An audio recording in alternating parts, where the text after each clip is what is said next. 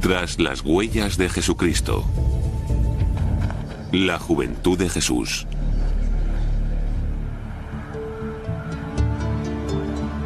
Hacia el año 30 después de Cristo, Jesús de Nazaret fue detenido en Jerusalén y condenado a la cruz.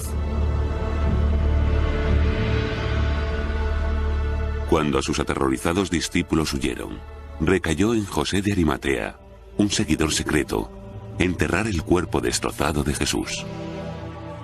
José lo envolvió en una sábana limpia y lo depositó en su propio sepulcro, acabado de excavar en la peña. Después puso una piedra grande en la puerta del sepulcro y se fue. Y ahí pudo haber terminado la historia. Pero de hecho, ese solo fue el principio. Según los evangelios, 3 días más tarde, la acongojada madre de Jesús y María Magdalena fueron testigos de una desconcertante visión. Y encontraron removida del monumento la piedra, y entrando, no hallaron el cuerpo del Señor Jesús. La fe en aquella tumba vacía ayudó a lanzar el cristianismo como religión mundial. Pero el sagrado símbolo de la resurrección pronto desapareció en un catastrófico acontecimiento. En el año 70 después de Cristo, unos 40 años después de la muerte de Jesús, las legiones romanas quemaron la ciudad santa de Jerusalén. En alguna parte, bajo las humeantes ruinas, yacía la tumba sin nombre de Jesús, perdida y olvidada. Hasta 300 años más tarde, cuando una resuelta mujer llegó en busca del lugar. Su nombre, Helena Augusta, la madre del primer emperador cristiano de Roma, Constantino el Grande. En cierto modo, ella es la primera arqueóloga, por el hecho de que no solo establece la tradición de que fue ahí donde sucedió, sino que excava a través de los estratos. Y en Jerusalén, excava para encontrar el lugar del Santo Sepulcro.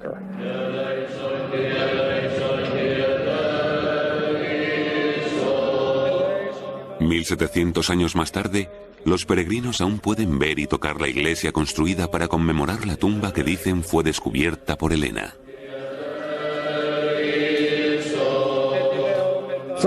Desde aquí se accede a la rotonda, que es el centro, el punto principal de la iglesia.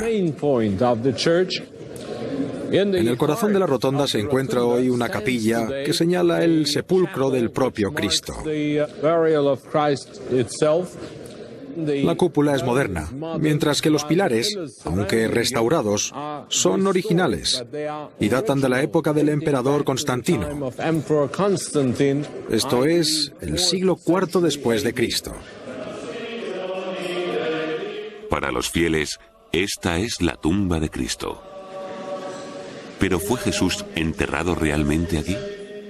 La respuesta podría estar en el increíble viaje de fe y descubrimiento de Helena, la primera peregrinación cristiana a Tierra Santa. Empezó en el otoño del año 326. Pese a tener casi 80 años, Helena realizó la ardua travesía de Roma a Palestina, rodeada de un pequeño ejército de cortesanos, soldados y oficiales. Entre ellos se encontraba Eusebio, el obispo de Cesarea, que inmortalizó su viaje. La emperatriz quiso prestarle la reverencia debida a la tierra que habían pisado los pies del Salvador, de acuerdo con las palabras proféticas que dicen: oremos en el lugar que hollaron sus pies. En su afán por seguir las huellas de Jesús, Helena había tenido un asombroso éxito. De hecho, a pesar del paso de 300 años, identificó el lugar del bautismo de Jesús en el Jordán.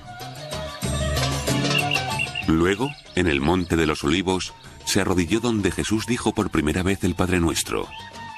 Y en Belén, desenterró la misma cueva de la Natividad. Durante los próximos 1700 años, innumerables peregrinos venerarían estos lugares. No hay duda de que ella es de mucha importancia para establecer los lugares santos. Ella inició muchas de las tradiciones en el siglo IV, pero que sean o no genuinos es otro tema. Creo que el único lugar que tiene bastantes posibilidades de ser auténtico es donde está localizada la iglesia del Santo Sepulcro. Debajo de la iglesia del Santo Sepulcro se encuentra una de las cuestiones más apasionadamente debatidas en la arqueología del Nuevo Testamento: Y ese es el lugar donde la leyenda de Helena alcanza su clímax. Cuenta la leyenda que Helena va a Jerusalén para intentar encontrar el lugar donde Jesús resucitó. Busca la tumba en Jerusalén y le pregunta a las gentes de allí si están enterados de la tradición de dónde está. Algunos le señalan que creen que se encuentra justo debajo de un templo que habían construido, un templo romano o pagano. 200 años antes, en el 132 después de Cristo, el emperador Adriano había arrasado Jerusalén y construido un templo pagano sobre lugares considerados sagrados tanto por judíos como por cristianos. En concreto, algunos eruditos sugieren que un templo a Afrodita pudo ser construido para ocultar a propósito la tumba de Jesús. La gente no quería a los cristianos. Eran responsables de perturbar la Pax Deorum, la paz de los dioses. Y me parece que habría tenido sentido para Adriano querer erradicar algo que era valioso para los cristianos en Jerusalén. Según la leyenda, Helena ordenó el derribo del templo y empezó a excavar allí. Excavaron y descendieron estrato a estrato hasta que abajo del todo encontraron una serie de tumbas en huecos, típicas tumbas judías. Y en una de ellas se creía que Jesús había resucitado. Constantino le ordenó al obispo de Jerusalén que no reparara en gastos en la construcción de una iglesia digna del lugar. Que la iglesia del Santo Sepulcro fue construida por Constantino en vida de su madre es innegable. Pero lo que los especialistas siguen debatiendo es si Helena Augusta descubrió la verdadera tumba de Jesús. No hay conexión histórica entre Helena, la construcción de la iglesia del Santo Sepulcro y el descubrimiento de la tumba. No hay conexiones históricas fidedignas. Todas las conexiones son legendarias. El relato no es estrictamente legendario. Estamos bastante seguros de que Helena encontró una tumba del siglo I en el lugar donde se encuentra actualmente la iglesia del Santo Sepulcro. Porque si vamos allí hoy, a poca distancia de la rotonda principal en la que se encuentra la capilla, la tumba de Jesús, están los restos, y son inequívocos. Son los restos de una cueva funeraria. Hay un refrán en arqueología que dice que encuentras lo que estás buscando. Así que si estás buscando la tumba en la que Jesús resucitó y excavas y encuentras una tumba, en tu mente se convierte en la tumba en la que Jesús resucitó. Por supuesto que has encontrado una tumba, pero que sea la correcta o que en ella tuviera lugar la resurrección son cuestiones diferentes. Pero hoy la cuestión igualmente compleja del inicio de la vida de Jesús.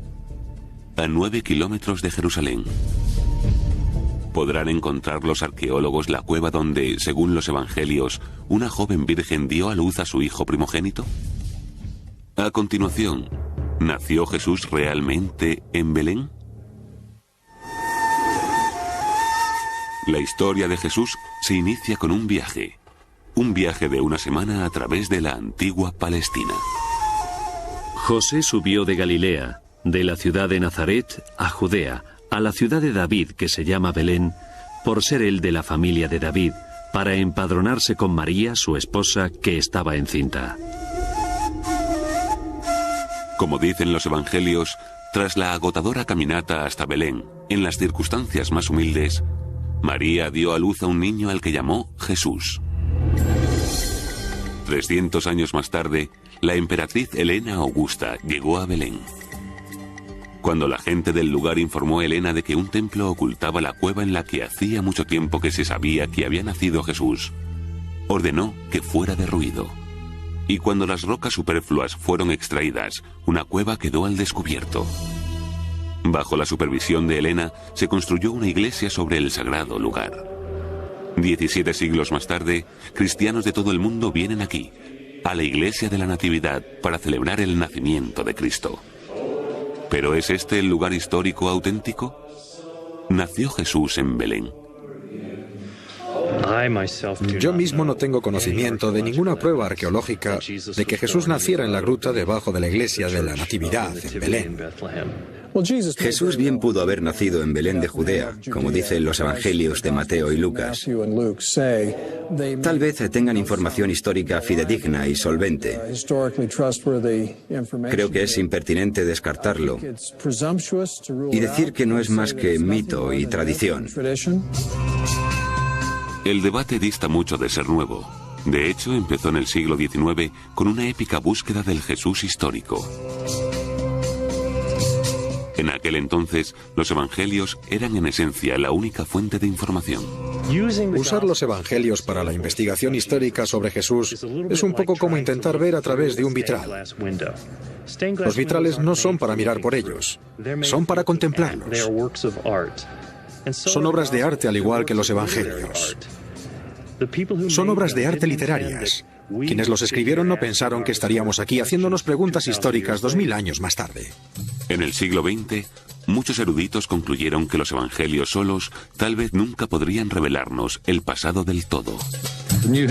La nueva búsqueda histórica de Jesús estaba llegando a callejones sin salida, porque lo que teníamos en realidad era 4 documentos: Mateo, Marcos, Lucas y Juan, y no hacíamos más que volver a barajar las mismas pruebas, una y otra vez. Y empecé a tener dudas, y al final, mucha otra gente también. ¿Tenemos nuevas pruebas que nos ayuden a resolver todos estos misterios sobre el Jesús histórico? No había, en efecto, nuevas pruebas sobre el terreno. En el siglo XX, el relativamente nuevo campo de la arqueología cogió su ritmo científico. Estudiosos con una Biblia en una mano y una pala en la otra se dirigieron a Tierra Santa. Allí, Belén estuvo entre los primeros lugares examinados.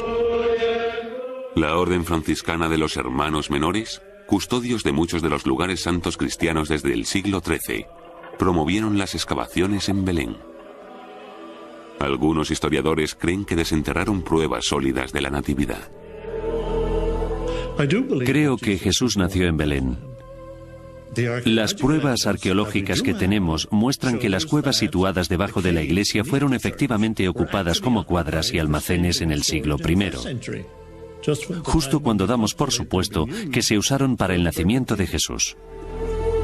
Encima de esas antiguas cuevas, los franciscanos dejaron al descubierto estratos de iglesias que se remontaban a Helena y el siglo IV.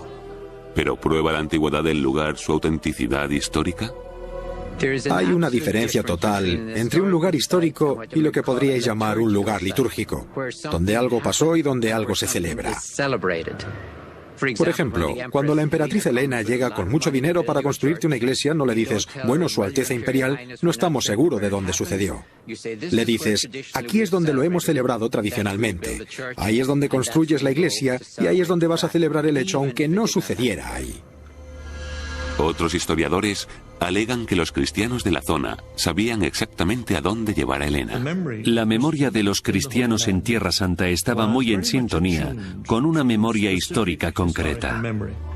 Recordemos que para ellos, el hecho de que Jesús fuera Dios convirtiéndose en hombre hace que las circunstancias físicas de la vida de Jesús eran en efecto muy importantes. Lo que resalta en Belén es la cueva en la que nació Jesús. Así que para mí eso está unido a una memoria local muy concreta. Tal vez la arqueología no pueda resolver este debate. La iglesia de la Natividad en la Cisjordania, arrasada por la guerra, ahora está cerrada a más excavaciones. Pero un nuevo y asombroso descubrimiento arqueológico podría indicar que Jesús nació en efecto en Belén, pero no en el de Judea.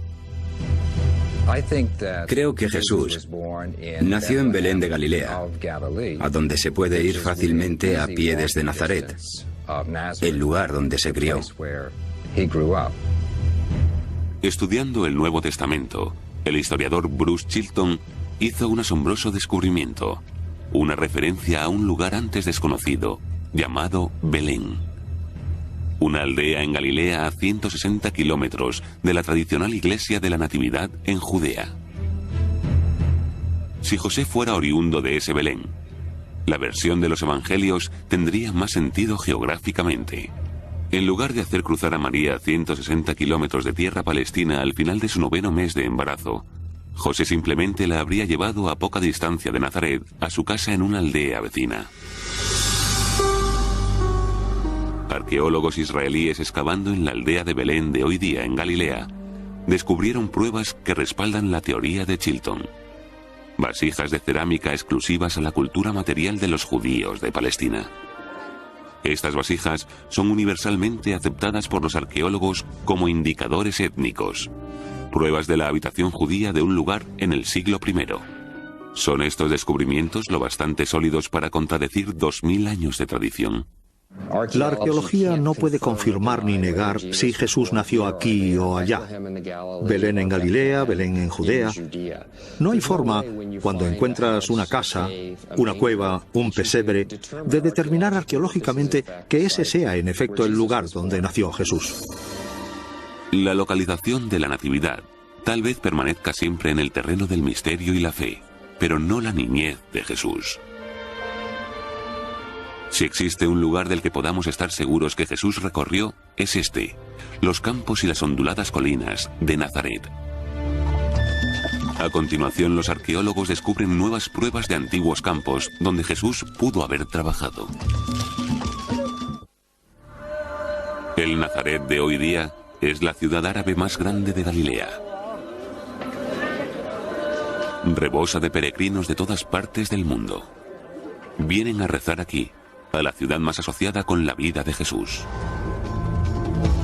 Especialistas y teólogos generalmente coinciden en que fue aquí donde Jesús se crió en la tradición judía y aprendió el oficio de su padre.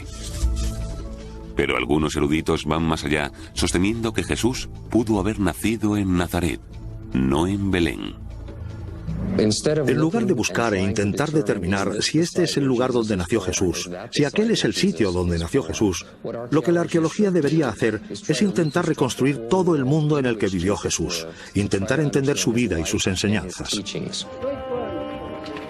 Si intentamos comprender el entorno de Jesús, Nazaret, donde se crió, es obviamente un buen lugar donde empezar.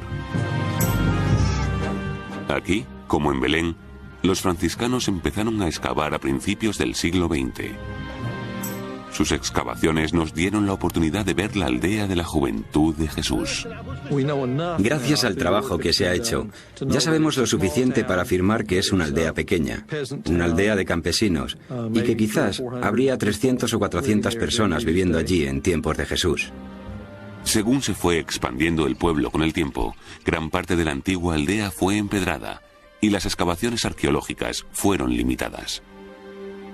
En 1997 empezaron los trabajos en la aldea de Nazaret, una recreación multimillonaria del pueblo natal de Jesús. Como preludio de la construcción, los promotores encargaron un reconocimiento arqueológico de rutina. Pero cuando el arqueólogo Ross Boss condujo un primer estudio del lugar, sus hallazgos no resultaron ser rutinarios ni mucho menos. En nuestro reconocimiento descubrimos que había muchísimas terrazas aquí y encontramos una prensa de uvas parcialmente enterrada, así que supimos de inmediato que aquí había antigüedades y decidimos que este sería un buen lugar para excavar. Pese a la presencia de una prensa de uvas muy antigua, Boss nunca esperó encontrar nada del siglo I. Pero con una perforación de sondeo, el escepticismo devino en asombro. Esto es parte de una vasija. Esto es de otra jarrita para agua o vino. Esta es el asa de una cazuela. Pero esta es la prueba decisiva que tenemos y nos permite datar la sedimentación o colocación de estas tierras y el cultivo de estos suelos. Sabemos por el material exclusivo del siglo I que ese fue el periodo principal cuando las terrazas se crearon y utilizaron. Boss se había tropezado sin darse cuenta con los campos trabajados durante la vida de Jesús. Una excavación a fondo empezó a revelar mucho sobre la vida cotidiana en el Nazaret del siglo I. Aquí a mi derecha tenemos una pila donde se habrían conservado las uvas a la espera de ser prensadas en el centro de este lagar, que es un cuadrado tallado en la roca.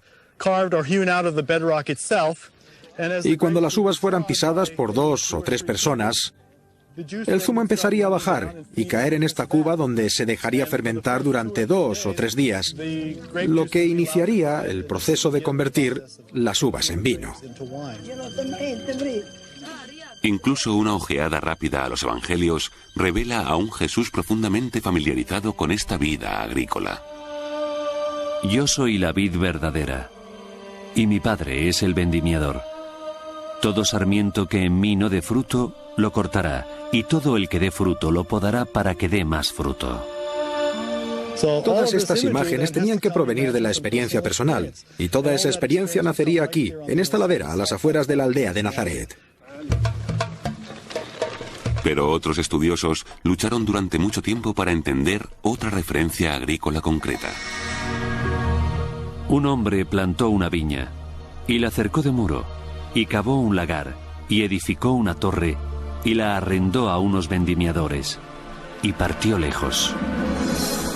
Suponiendo que las atalayas no tenían cabida en un campo agrícola, muchos eruditos creyeron que la torre de la parábola era una inclusión posterior en el relato del Evangelio hasta que Ross Boss hizo un asombroso descubrimiento.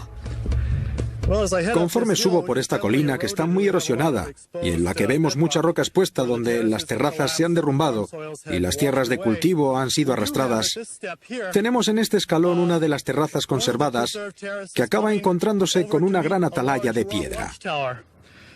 Y esta torre en concreto está apenas a 6 metros de otra atalaya más abajo en otro escalón. Y detrás de nosotros está la torre más grande. Boss había descubierto no una, sino 3 atalayas del siglo I en los campos de Nazaret. ¿Por qué estaban allí? ¿Qué vigilaban? La función de esas torres era proteger los cultivos durante la cosecha. Normalmente en agosto, cuando las uvas estaban maduras y listas para ser cogidas y llevadas a prensar para convertirlas en vino, con frecuencia era una tentación para los agricultores vecinos robar en los campos de al lado para conseguir una cantidad adicional de producto con la que pagar los impuestos. Así que en los meses de septiembre y octubre, cuando las uvas estaban maduras para ser cosechadas, la gente vivía en las torres de día y de noche durante esos meses para asegurarse de que nadie fuera a robarles. Estas ruinas son un eco del pasado, de la constante lucha por la existencia que definió las vidas de los campesinos del siglo I. Campesinos como Jesús de Nazaret. Alguien como Jesús vendría aquí regularmente para ayudar con la cosecha, para ayudar con la conservación de las terrazas, para pisar la uva en el lagar, para recoger las aceitunas y prensarlas para hacer aceite. Cualquiera de la aldea se pasaría la mayor parte de su tiempo fuera, en los campos, y sin duda Jesús estuvo allí. ¿Pero fue este todo el mundo de Jesús? Uno de los hallazgos más sorprendentes del siglo XX indica que después de todo, la juventud de Jesús pudo no estar limitada a las atalayas y los campos de Nazaret. De haber venido a Nazaret cuando Jesús tenía 20 años y haber dicho, quería hablar con Jesús, probablemente nos habrían dicho, pues está allí, en Séforis. Tras la natividad y una mención de pasada a la niñez de Jesús en Nazaret, los evangelios guardan silencio. Cuando volvemos a encontrar a Jesús, ya tiene alrededor de 30 años y está a punto de ser bautizado. En el intervalo se encuentra la juventud perdida de Jesús. El deseo antiquísimo de rellenar las páginas que faltan en la biografía de Jesús ha producido relatos tan extravagantes como el de un Jesús adolescente viajando a la India para intercambiar conocimientos con Buda. Irónicamente, un descubrimiento arqueológico moderno indica que Jesús tal vez solo necesitó desplazarse a 1 hora de su casa para entrar en un mundo que le era totalmente ajeno. Jesús tal vez pasó su juventud en la cosmopolita ciudad de Séforis. En 1931, el arqueólogo pionero Leroy Waterman descubrió la antigua Séforis apenas a 11 kilómetros de Nazaret. Aunque la ciudad era conocida desde hacía mucho por la literatura rabínica como un centro de vida y aprendizaje judío, Waterman se sorprendió al descubrir los restos de una metrópoli de estilo romano. Ahora nos encontramos en la parte central de la calle con columnatas, por donde circulaban los carros en la antigüedad. Al otro lado estaba la acera empedrada con mosaicos. Estaban bordeadas de columnas y sobre ellas descansaba un techo que cubría las aceras. Luego tenemos las entradas de las tiendas, que estaban construidas aquí, a lo largo de la calle principal de Séforis. Cuando Waterman fechó provisionalmente esta sofisticada ciudad en los tiempos de Jesús, esto conmocionó al mundo de la erudición del Nuevo Testamento. La primera fase de la excavación reveló la gran urbe, lo cosmopolita que era Séforis. Y entonces comprendemos que Jesús no creció en el aislamiento pueblerino. Lo que sucede ahora cuando incluimos a Séforis en el panorama es que muestra que justo al lado de Jesús había una comunidad urbana floreciente y cosmopolita que habría tenido un profundo impacto en la Galilea de Jesús.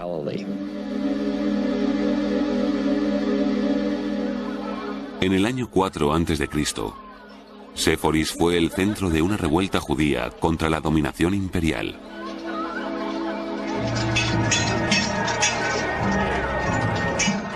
Según el historiador del siglo I, Josefo, los romanos respondieron al levantamiento con rapidez y dureza. El capitán romano luchó contra los que se le enfrentaban y tomó la ciudad de Séforis y la quemó, y convirtió en esclavos a sus habitantes. Menos de 10 años después, Séforis volvió a renacer de sus cenizas, esta vez como la nueva capital imperial de Galilea. Se estaba reconstruyendo toda una ciudad, y esto se estaba haciendo justo durante la infancia y primera juventud de Jesús. A mí me parece lógico que su padre, José, un carpintero, y él estuvieran allí trabajando. Jesús es llamado en los evangelios un tectón, alguien que trabaja con las manos. Y tradicionalmente lo hemos interpretado como que era carpintero. Según esta teoría, en realidad pudo haber sido un cantero trabajando, claro está, con las manos, y haber estado trabajando activamente en los proyectos urbanísticos de Séforis con su padre José. Para mí, de haber venido a Nazaret cuando Jesús tenía 20 años y haber dicho, querría hablar con Jesús, creo que probablemente nos habrían dicho, pues está allí en Séforis. No estoy seguro, pero sospecho que era ahí donde estaba. La idea de un joven Jesús absorbiendo cultura grecorromana mientras trabajaba en Séforis revolucionó a los eruditos del Nuevo Testamento. Pero según Zeb Weiss, director de la excavación de Séforis, fue la posible conexión de Jesús con el teatro de estilo romano, lo que suscitó más polémica. Desde aquí podemos hacernos una buena idea del auditorio cubierto al que 4.000 o 5.000 personas, residentes de Séforis y gente de fuera de la ciudad, de otras poblaciones, solían venir a ver las representaciones que se hacían en la ciudad. Ahora, una posibilidad es que Jesús hubiera ido al teatro y que de ahí adquiriera el concepto de hipócrita. La palabra griega hipócrita aparece 17 veces en las enseñanzas de Jesús en el Nuevo Testamento. Y cuando oréis, no seáis como los hipócritas que gustan de orar en pie en las sinagogas para ser vistos. Hipócrita en griego solamente significa actor de teatro. Jesús la usa para atacar a sus enemigos y acusa a la gente de ponerse máscaras, de fingir fachadas, por así decirlo, de ser actores antes que ser verdaderos devotos de Dios. Pero el problema es que el teatro puede no remontarse a la época de Jesús. Podría ser posterior a Jesús. Fechar la época del teatro juega un papel importante en una fase polémica de la excavación que empezó en la década de los 80, 50 años después de su primer descubrimiento. Aunque una nueva generación de arqueólogos seguía considerando a Séforis como decisiva para entender las influencias formativas de Jesús, no coincidían con los primeros eruditos en esta crítica pregunta. ¿Fue Séforis una ciudad grecorromana o judía cuando Jesús crecía cerca de allí?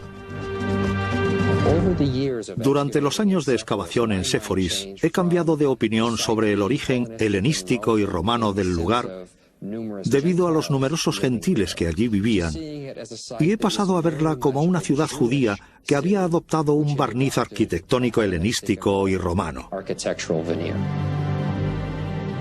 Uno de los aspectos claves para este cambio de opinión es que en edificio tras edificio encontramos vasijas de cerámica que son propias de los judíos del siglo I.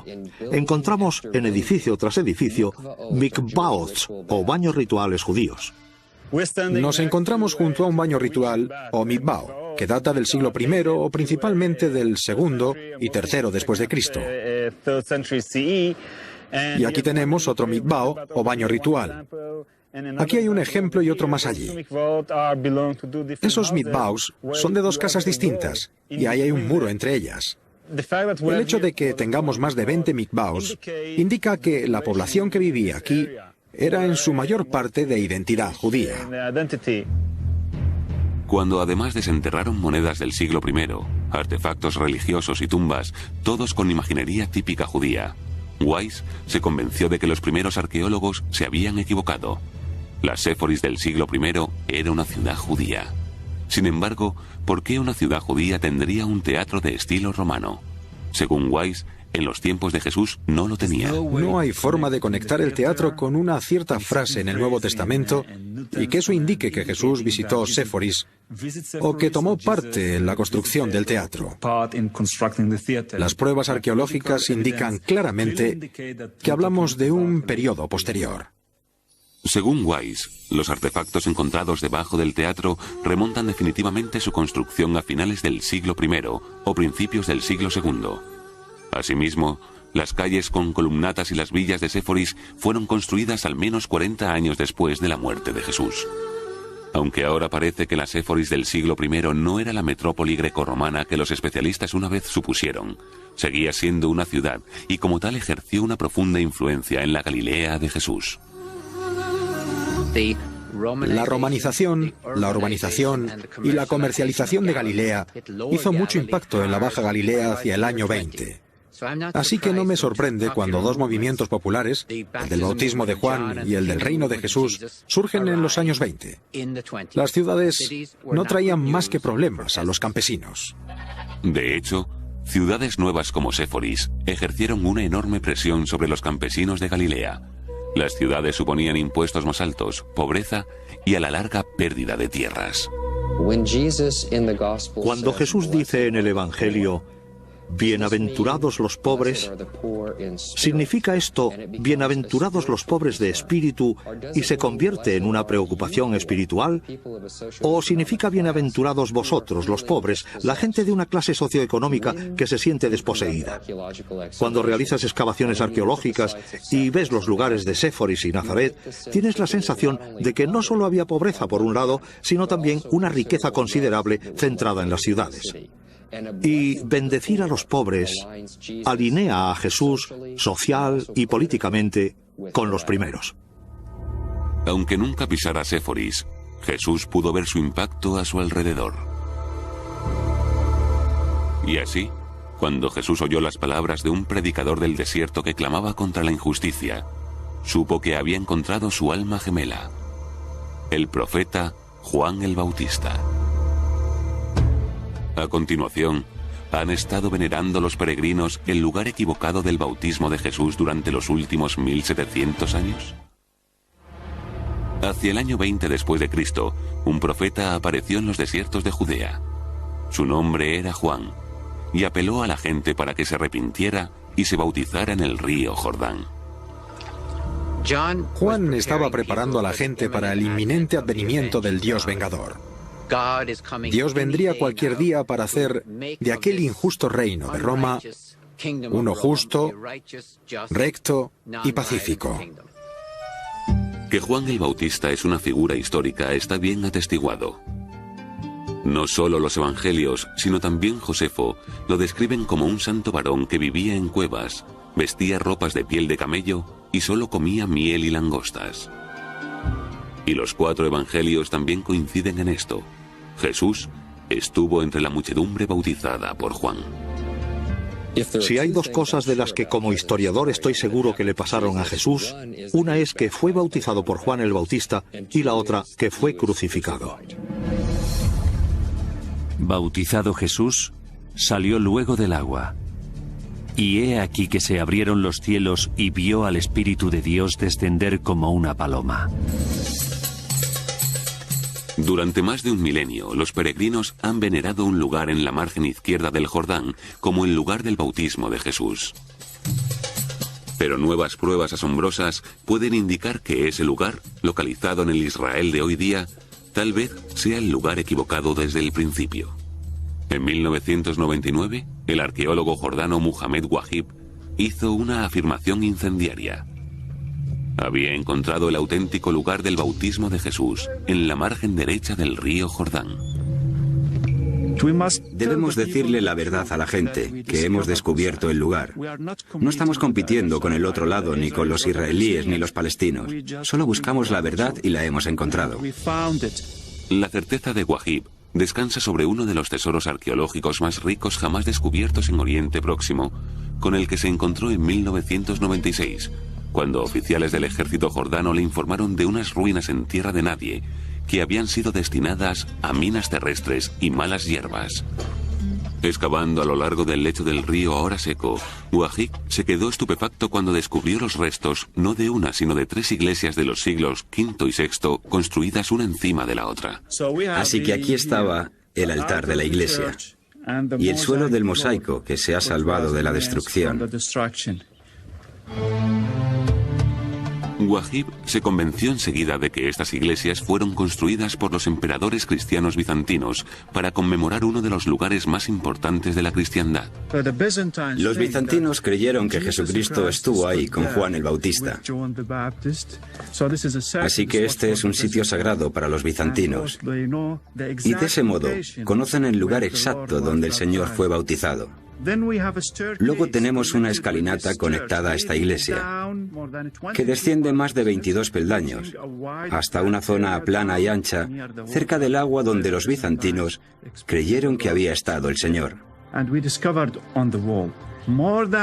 Todos estos símbolos son buena prueba de que los cristianos quisieron conmemorar su propio bautismo haciendo esto, grabando esas cruces en el muro. Wahib ha encontrado pruebas de peregrinación. Lo que comenzó con Helena en el siglo IV, creció exponencialmente en los siglos siguientes. Pese a los graves peligros y las duras condiciones, miles de peregrinos viajaron a Tierra Santa, donde se construyeron instalaciones para recibirlos. A poca distancia a pie del lugar del bautismo en el lecho del río, Wahib encontró los restos de una de esas estaciones de peregrinos a la sombra de una colina, llamada por los árabes de la zona como la colina de Elías. En la estación de peregrinos había habitaciones para dormir. Había una cocina y a veces una casa de oración, una pequeña iglesia o capilla. Y al día siguiente se levantaban y continuaban su peregrinación a la colina de Elías. En la excavación cada vez más amplia, Wahib ahora ha centrado su atención en la colina de Elías. Para su asombro, descubrió extensas y fascinantes ruinas incluyendo 3 iglesias, un monasterio y enormes piscinas bautismales.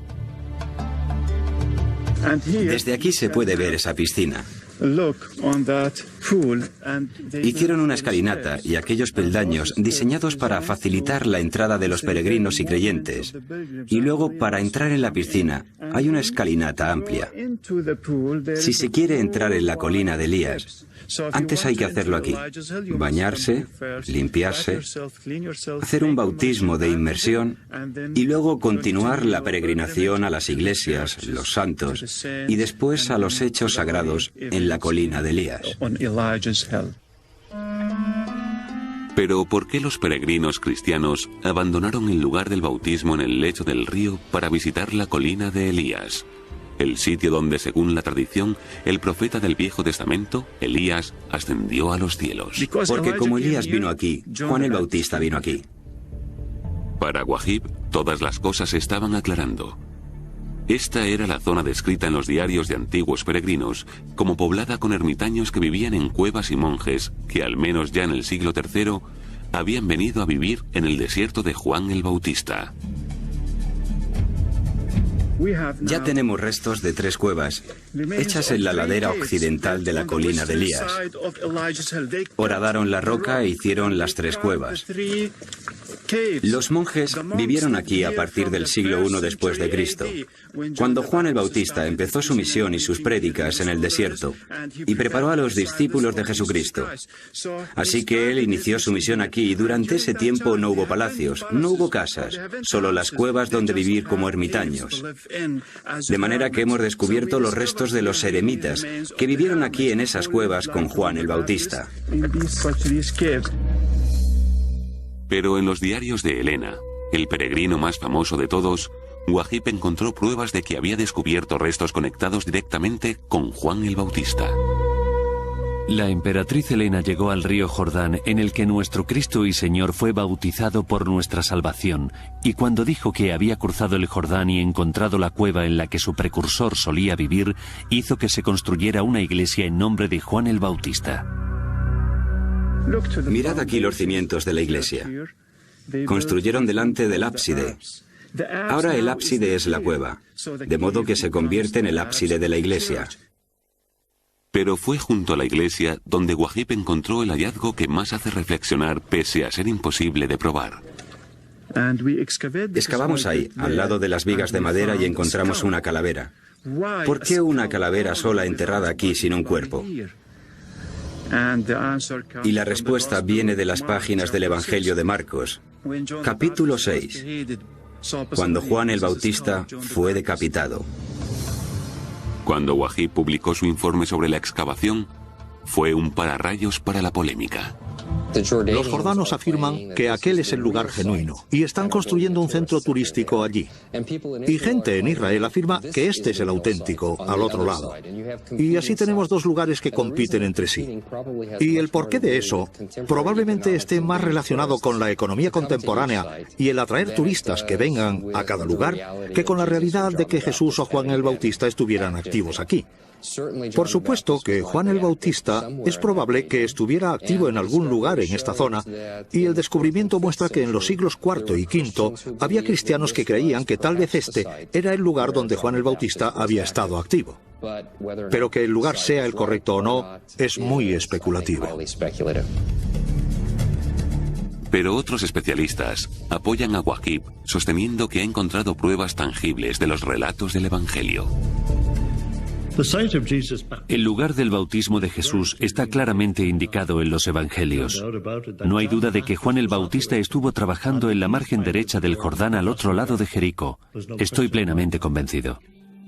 Pese a la polémica y el clima explosivo de las actuales relaciones árabe-israelíes, las pruebas fueron lo bastante contundentes para que el Papa Juan Pablo II incluyera el nuevo lugar en su peregrinación a Tierra Santa en 2000. Al final, el Papa no bendijo ni la margen izquierda ni la derecha, sino las aguas del Jordán. Esto es lo que sabemos. Jesús era otro cuando salió de estas mismas aguas. Ahora volvería a casa a Galilea, llamaría a sus propios discípulos y empezaría su propia misión. Una misión que a la larga terminaría en la cruz.